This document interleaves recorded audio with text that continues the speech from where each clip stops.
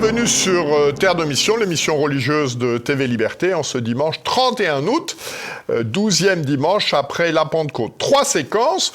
Tout d'abord, une rencontre avec Gilles Bexon, aquarelliste, qui a illustré un magnifique album « Au lieu de chrétienté, de la Terre Sainte aux confins de l'Occident ». Ensuite, nous accueillerons Olivier Frère-Jacques, rédacteur en chef de la nouvelle revue d'idées chrétiennes, Liberté politique, en particulier à l'occasion d'un dossier qu'il a consacré à l'Église de France, faillite ou renouveau. Et ensuite, nous accueillerons Philippe Pélissier, qui a recueilli des témoignages sous le titre « Ils sont entrés dans l'Église par la voie de la liturgie latine ».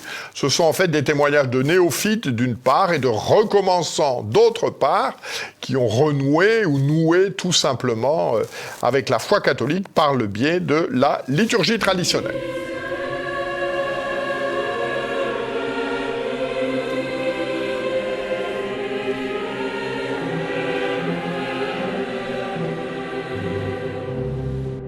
Bonjour Gilles Bexon. Bonjour. Donc vous êtes l'illustrateur d'un superbe album intitulé « Au lieu de chrétienté, de la Terre Sainte aux confins de l'Occident ». Alors, quelle est l'origine de ce très bel album ? Eh bien, en 2019, on m'a proposé de dessiner pour l'hebdomadaire France Catholique. Donc j'ai accepté et donc chaque semaine, j'ai commencé par dessiner une église. Ou au lieu de chrétienté, puisque comme on le verra, il n'y a pas que des églises dans ce que j'ai pu dessiner. Donc c'était dans un encart ça s'appelle le Petit France Catholique. Pour dédier à l'intérieur, pour les enfants. Pour les enfants, exactement. Et donc, il y avait une demi-page avec cette aquarelle d'église. Et au bout de 2 ans, j'avais pratiquement 50 x 2, 100. Ça fait 100, mais c'est un peu plus de 2 ans en fait, puisque j'en ai fait 130, 150 églises en tout. Donc là, dans le livre, il y en a 75 qui sont reproduites. Voilà. Alors, il n'y a pas que vos dessins, il y a également du texte. Quel est le plan adopté pour présenter ces 75 au lieu de chrétienté ? Eh bien, finalement, le plan, il est un petit peu annoncé en sous-titre du livre, puisque c'est écrit « De la Terre Sainte aux confins de l'Occident ». Donc, en fait, on va commencer par visiter au travers des illustrations et des textes, bien sûr, tout ce qui est le lieu de naissance du Christ, Bethléem. Ensuite, on va à Jérusalem. Et donc, on a toute une histoire comme ça qui se crée rapidement. Et après, très vite, on arrive à Rome. Saint-Pierre, c'est très rapidement rendu à Rome, comme chacun sait. Et on visite donc plusieurs églises à Rome. Oui, un grand nombre, il y en a une quinzaine. Ah oui, il y en a une quinzaine, oui, tout à fait. Oui.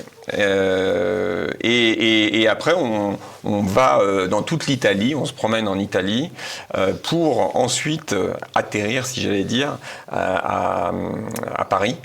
À Paris, donc forcément on a aussi pas mal d'églises très belles et très connues à Paris, pour ensuite voyager au travers de toute la France, l'Europe, et on revient en fin de livre, on repart sur l'Afrique, le nord de l'Afrique, pour revenir au Sinaï, qui finalement est aussi très proche de la Terre Sainte. Voilà, et vous finissez par la garde suisse. Oui, en fait, oui, effectivement, j'ai un petit peu j'avais mis du temps pour faire cette illustration, et je trouve que finalement l'histoire des gardes suisses est totalement liée finalement depuis le XVe siècle, je crois, au Vatican. Ce sont les seuls gardes suisses qui restent aujourd'hui. C'est des belles histoires, je trouve, et on voit toujours, on les a vus récemment avec l'élection du pape Léon XIV. On les a de nouveau vus, ils sont là tout le temps, tous les jours pour protéger le pape. Ça me semble intéressant aussi, important de finir. Alors, quelle est la cible de cet album ? À qui s'adresse-t-il ? Eh bien, c'est comme les albums de Tintin, j'allais dire. De 7 à 77 ans, c'est-à-dire qu'on peut, forcément, il y a une illustration par page, donc on va être intéressé de regarder effectivement les illustrations, et ensuite on va vouloir forcément en savoir plus. Et donc là, on a sur le côté gauche un texte qui accompagne chaque illustration. Donc, en première partie, on a ce qui est l'histoire du lieu, hein, principalement, voilà, un peu, ça peut être de l'architecture, ça peut être un ou une sainte qui a vécu là. On apprend des anecdotes. Enfin, il y a beaucoup de choses qui sont rapportées, qui sont très intéressantes. Et en deuxième partie, on a souvent une prière qui est complète, donc qui finalement la double page, et voilà, je trouve que ça fait finalement une belle trinité, j'allais dire. Oui, pédagogiquement, c'est vraiment très, voilà. très agréable à lire. Donc, le choix des textes, bon, c'est un pseudonyme, il n'est pas là. Ouais. Defendente Genolini. Voilà, c'est donc lui qui s'occupe de la partie de gauche, le contexte historique et la prière liée au lieu. Tout à fait, ouais, exactement. Alors, vos coups de cœur, qu'est-ce qui vous a plu là? Ça me fait vibrer. Alors, déjà, ce qui fait vibrer tout le monde, c'est-à-dire, vous l'avez par exemple en première page de couverture, forcément Saint-Pierre de Rome, c'est le coup de cœur, parce que quand on va à Rome, on ne peut pas ne pas aller dans la basilique Saint-Pierre au Vatican, et aussi parce que voilà, Saint-Pierre est enterré sous l'autel du Bernin, donc forcément c'est quelque chose qui fait vibrer, hein. Et puis c'est tellement gigantesque, et il y a tellement d'artistes aussi, Michel-Ange, le Bernin, je le citais, et tant d'autres qui décorent finalement admirablement cette basilique. Donc on ne peut pas passer à côté. Après, forcément, à Rome, je citerai aussi le Colisée pour citer un monument qui n'est pas une église, mais qui est un haut lieu de chrétienté, parce que, de par ces nombreux martyrs, hein, chrétiens, et je trouve que c'est fort finalement de dire, voilà, c'est un haut lieu de chrétienté aussi. Après, Notre-Dame de Paris, bien sûr. Le Golgotha, je cite aussi, parce que sans la mort et la résurrection, finalement, on n'aurait pas tout ça. Donc c'est quelque chose qui doit être cité. Après, il y a les lieux qui, moi, sont mes coups de cœur, effectivement, personnels. Tout à fait. Parce que ils relatent quelque chose de mon histoire. Donc je suis né, moi, je suis d'Annecy. Donc on a finalement, à Annecy, on a Saint-François de Sales, bien sûr. Donc on a représenté le château de Torrent, qui est le château acheté par Saint-François de Sales.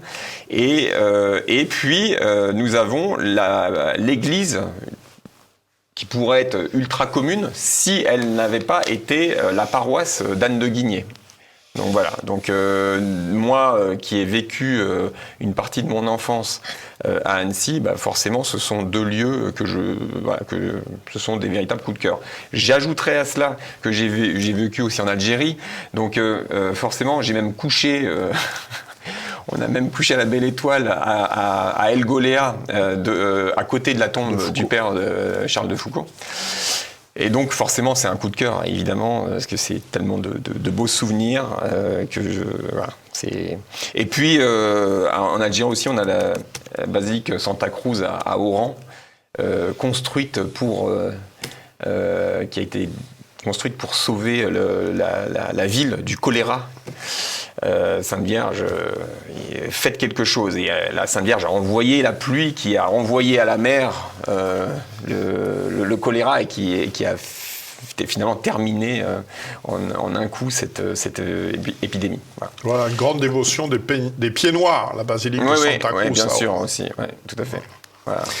Eh bien, je vous remercie beaucoup. Donc, je renvoie nos téléspectateurs donc au lieu de chrétienté de la Terre Sainte aux confins de l'Occident.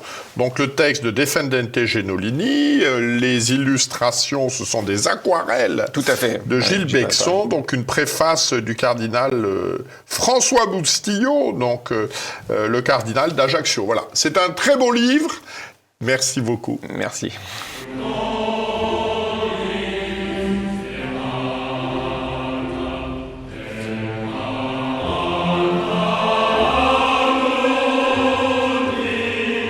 Bonjour Olivier Frère Jacques. Bonjour Jean-Pierre. Donc nous vous accueillons chez vous d'une certaine manière. Oui, je préfère être à votre place qu'à la mienne, mais je vais essayer de m'y faire. Alors donc vous êtes rédacteur en chef d'une publication qui est sous-titrée de la Nouvelle Revue d'idées chrétiennes, Liberté politique. Alors quelle est la ligne éditoriale, la périodicité et la cible de cette publication ? Alors, elle est plus tout à fait nouvelle, cette revue, puisqu'elle existe sous son format trimestriel depuis 1997, mais c'est une revue qui s'intéresse à tous les débats qui touchent la cité, et particulièrement qui vont toucher les chrétiens. C'est une revue qu'on pourrait dire de sensibilité conservatrice, et qui, depuis une dizaine de numéros, essaye de mettre en place régulièrement des enquêtes un peu spécifiques, comme là on a pu le faire pour le denier du culte, aller en dehors du terrain de l'opinion, pour aller sur de l'information, pour nourrir le débat avec des éléments le plus objectifs possible. Et à côté de cette revue, on a notre site internet Liberté Politique qui relaye de l'information et qui propose tous les mois une lettre parlementaire sur l'activité de l'Assemblée nationale pour permettre au plus grand nombre de comprendre ce qui se trame un peu dans la Chambre basse et également dans la Chambre haute au Sénat. Et à côté de cette revue, on a également, on fait paraître également des brochures. On a fait une sur l'écoterrorisme il y a 2 ans, et là on en fera une sur les violences d'extrême gauche et de la mouvance antifasciste qui sortira à la rentrée de septembre. Alors, comme vous l'avez dit, votre enquête exclusive, votre dossier de ce numéro, c'est la situation de crise pour le denier de l'Église. Alors, quel est le constat ? Alors, le constat, on a voulu faire ce dossier parce qu'on en avait fait un identique sur le même sujet en 2023 à la faveur du Covid. Donc, c'était le denier du culte à l'épreuve du coronavirus.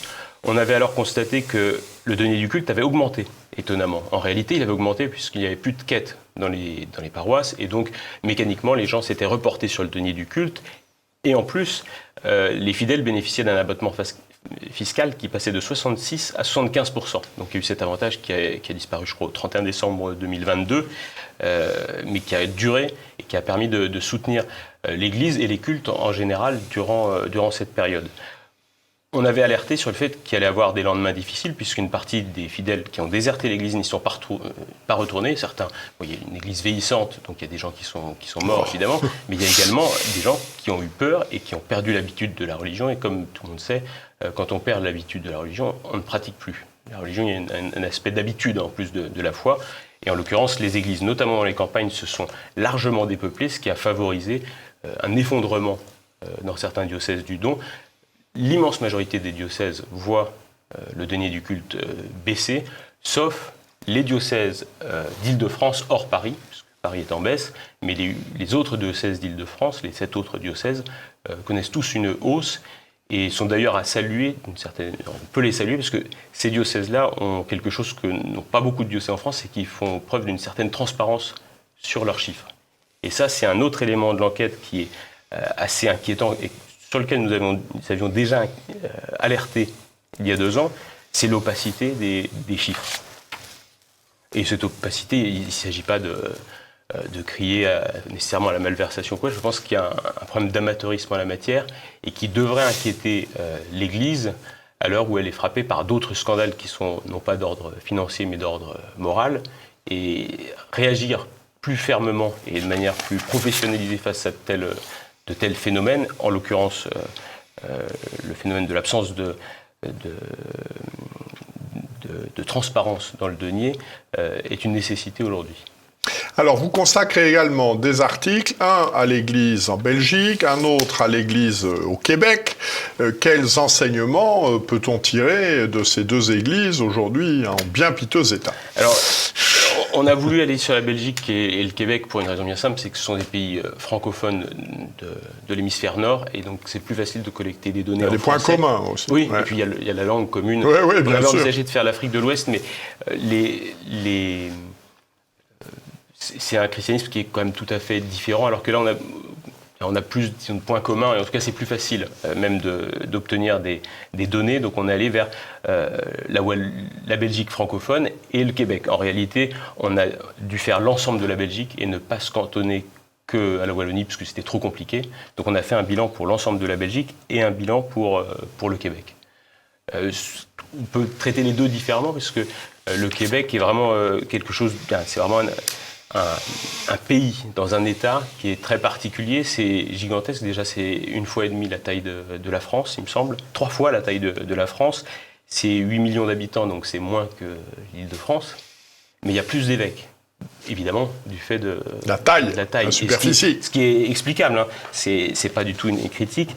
À Paris, je crois qu'on a 8 diocèses et une dizaine d'évêques.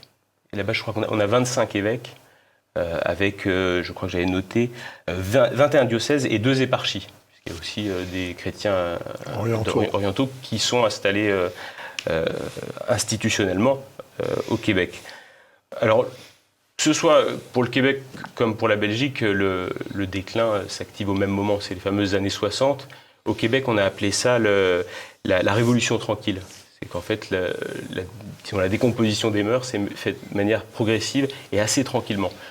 Moi, je me suis intéressé au sujet du Québec en regardant un film que je vous conseille vivement, c'est celui de Denis Arcand, Les Invasions barbares, qui traite de la question de l'euthanasie, mais en toile de fond, on voit le déclin du christianisme au Québec, et le déclin québécois est bien plus important que le déclin français, et beaucoup plus vicieux, puisque le christianisme est resté comme marqueur identitaire, mais c'est complètement dépouillé de la révélation et de la foi.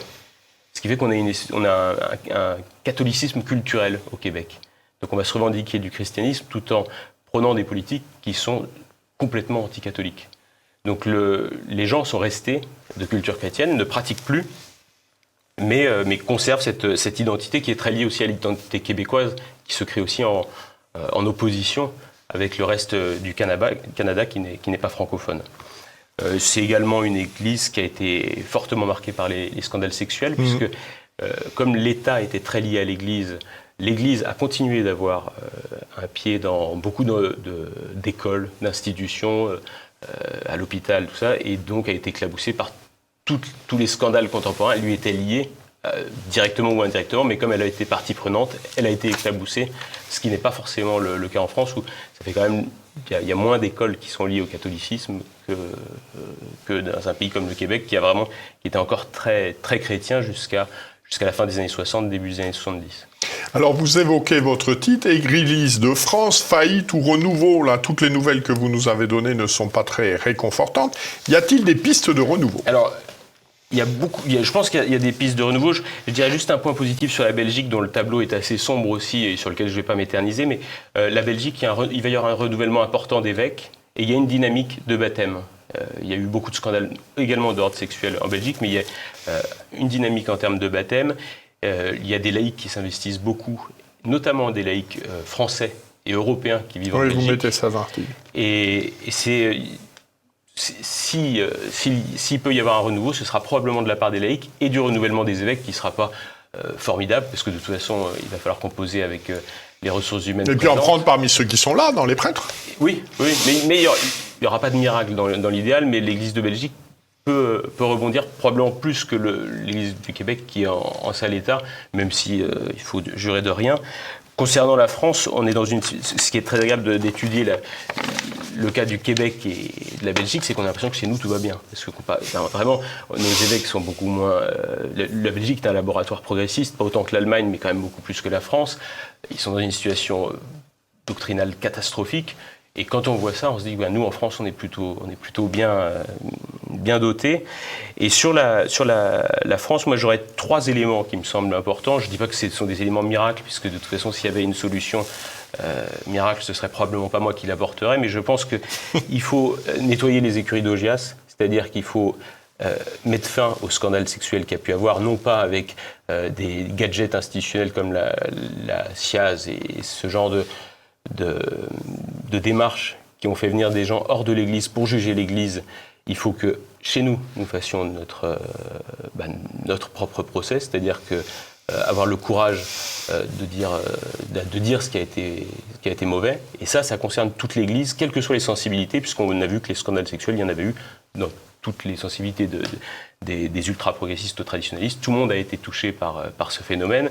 Et je pense qu'il faut taper très dur pour pouvoir regagner en crédibilité, et parce que c'est la justice, et c'est aussi... ça fait partie de notre religion également, c'est qu'il faut rendre justice aux victimes qui ont été trahies parfois par des ecclésiastiques. Et sans ça, je pense qu'il sera très difficile de se relever. Autre élément qui me semble central, c'est qu'il faut faire la paix entre nous. C'est-à-dire que les querelles de chapelle et les vexations, notamment qu'il y a pu avoir à l'endroit des catholiques traditionnalistes, n'élèvent pas l'Église de France. Et je pense qu'une paix liturgique profiterait à tout le monde. Comme ça, chacun pourrait s'occuper plus d'évangéliser et moins de s'occuper ce que font ses voisins. Et enfin, et ça c'est quelque chose qu'on peut tirer, je pense, du pontificat du pape François, c'est la place des laïcs. C'est-à-dire qu'aujourd'hui, il y a beaucoup moins de prêtres, comme on le constate, et on le constate notamment dans un article dans la revue. Aujourd'hui, ce sont aux fidèles d'aller convertir. C'est pas aux prêtres. Les prêtres ont très peu de temps, ils sont très peu nombreux. Ils sont là pour administrer les sacrements, pour montrer aux fidèles comment accéder au salut. Mais c'est aux fidèles, aujourd'hui, aux fidèles catholiques, d'aller chercher les gens et de les emmener à l'église. Et ça, on est plutôt dans une bonne voie. Je vois aujourd'hui, il y a beaucoup d'associations qui se mobilisent, de chrétiens qui s'organisent. Il y a des choses qui ont toujours existé, comme les AFC, qui font un travail important dans les paroisses. Il y a des associations plus jeunes, comme Academia Christiana, qui fait aussi de l'évangélisation. Il y a l'association FIDE, qui est dans un autre registre, une sociologie peut-être plus de banlieue, qui fait également ça.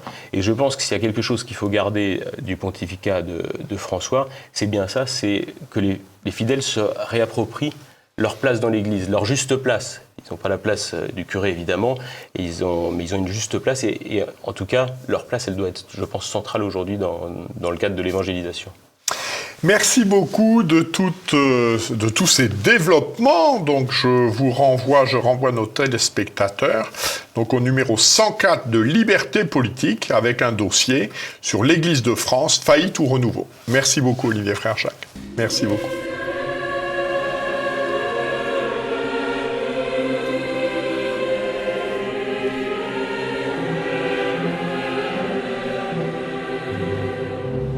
Bonjour Philippe Pélissier. Bonjour monsieur. Donc vous venez de publier aux Presses de la Délivrance un ensemble de témoignages que vous avez rassemblés sous le titre « Ils sont entrés dans l'Église par la voie de la liturgie latine ». Alors, que contient ce livre ?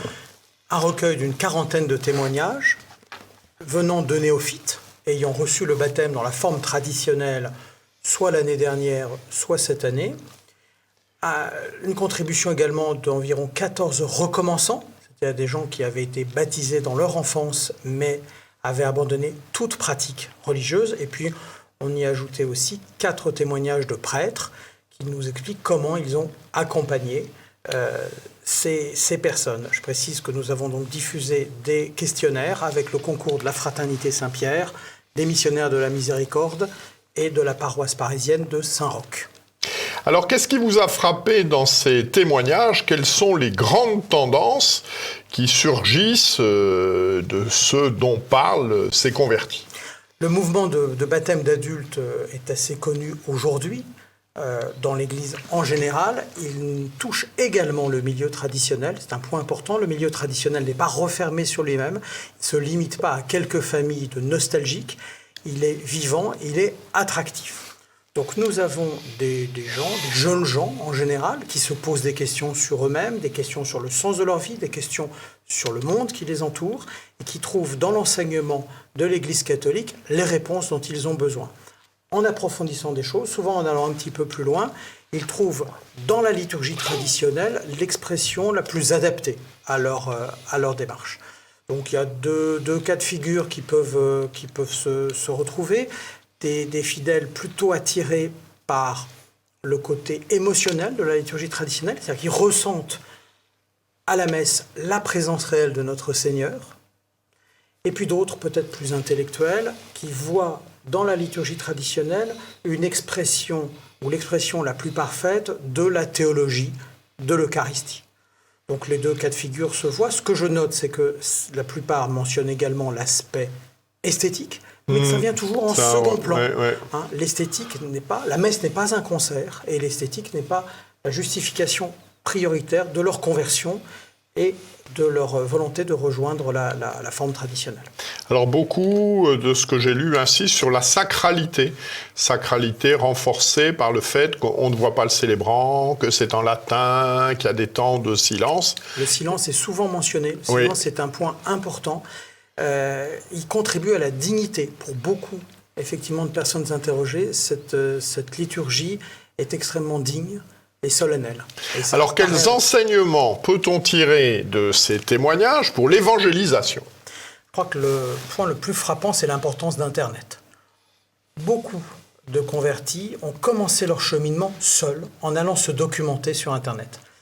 Je note l'importance des vidéos, des brèves vidéos de l'abbé Raffray, du frère Paul Adrien, qui sont souvent mentionnés parce qu'ils expliquent, ils clarifient des points importants de la doctrine catholique qui sont un peu difficiles à saisir ou un peu perdus de vue. Et puis je crois aussi à l'importance du catéchisme. Les apostolats traditionnels, d'esprit traditionnel, utilisent des catéchismes solides, bien charpentés, bien adaptés à des adultes. On ne peut pas se laisser aller des simplifications avec un public finalement assez exigeant, assez mûr, et qui s'est beaucoup documenté sur Internet avant même de pousser la porte d'un presbytère. Je crois que ce sont les points importants à souligner. Et puis également l'importance des prêtres. Des prêtres pour le catéchisme, car comme je l'ai dit, si on veut un catéchisme solide, il faut des prêtres bien formés en théologie et en philosophie. Et l'importance de prêtres qui ont du temps à passer pour organiser des séances de formation, pour écouter les candidats et pour répondre à leurs questions. Oui, j'ai lu, les réunions, c'est une fois par semaine. Dans beaucoup d'apostolats, c'est une fois par semaine, oui. Et donc, quelles rencontres vous ont le plus marqué ? Parce que vous avez eu des questionnaires écrits pour certains, mais vous en avez aussi rencontré physiquement d'autres. Qu'est-ce qui vous a le plus marqué et pourquoi ? Alors d'abord, tous m'ont touché parce que leur sincérité, le fait qu'ils ouvrent leur cœur ne peut pas nous laisser indifférents, à nous, les catholiques de vieille extraction. Et puis, les plus touchants me semblent quand même les musulmans, ou les ex-musulmans, parce qu'ils font une démarche qui est à la fois intellectuelle, philosophique, mais qui également implique une prise de distance, voire des risques avec leur milieu d'origine, leur famille, leurs amis, qui peuvent mal comprendre leur démarche. J'ai aussi été très touché par les prêtres, des prêtres très engagés, enthousiastes, qui portent vraiment la foi, et qui la font rayonner autour d'eux. Et ça, c'est également un point très, très positif. Alors, de vos conversations avec ces personnes, est certainement ressorti également avec les prêtres, la question de la persévérance, c'est-à-dire être baptisé, se remettre à la pratique, c'est une chose. Maintenant, il faut que ça dure dans le temps. Alors, selon vous, de ces échanges, quelles sont les conditions de la persévérance ? Alors, avant le baptême, il y a le catéchisme d'initiation qui est régulier, vous l'avez dit, souvent une fois par semaine, proximité d'un prêtre, etc. Comment faire après ? Alors, je crois que les paroisses y réfléchissent, les prêtres y réfléchissent, ils mettent en œuvre, par exemple, du catéchisme de persévérance, qui consiste à approfondir des points théologiques, des points historiques, des points philosophiques, pour maintenir l'excitation intellectuelle, si j'ose dire, auprès des néophytes. Et puis, il y a aussi les activités, entre parenthèses sociales, entre guillemets sociales, que peuvent organiser des paroisses. Des groupes de jeunes, des groupes d'étudiants ou des groupes de familles. Et puis aussi, je pense qu'il y a un événement comme le pèlerinage de Chartres, qui est un événement structurant, phare, peut-être l'occasion aussi de retremper un peu l'acier de la... Alors, quelques-uns en parlent, un ou deux, je crois, mais pas beaucoup plus. Oui, mais je pense que ça peut être un point. En tout cas, ce sera le thème, je crois, du pèlerinage de l'année prochaine. Hein. La mission est un point important pour nos amis Notre-Dame de chrétienté. Alors, souhaitez-vous un mot de conclusion pour nos téléspectateurs? Alors, un complément pour dire qu'il n'y a pas que les néophytes, il y a aussi les recommençants pour lesquels il n'y a pas d'obligation de catéchisme, il n'y a pas de cérémonie comme il n'y a pas de deuxième baptême. Donc, il faut prendre en considération leur situation, être attentif aussi à eux. Et je pense, en conclusion, que le mouvement auquel nous assistons témoigne de la vivacité de l'Église catholique, de son dynamisme, et en particulier du dynamisme des communautés traditionnelles, qui ne sont pas mourantes, qui ne sont pas passéistes, mais qui sont actives et rayonnantes. Merci beaucoup, cher monsieur. Donc, je vous renvoie au témoignage réuni par Philippe Pélissier. Ils sont entrés dans l'Église par la voie de la liturgie latine, donc aux presses de la délivrance. Cette émission s'achève. La semaine prochaine, c'est Guillaume de Thieulois qui en assurera la direction. D'ici là, que Dieu, qui est Père, Fils et Saint-Esprit, nous garde. Bon dimanche et bonne semaine à tous. Merci à vous. Merci, monsieur.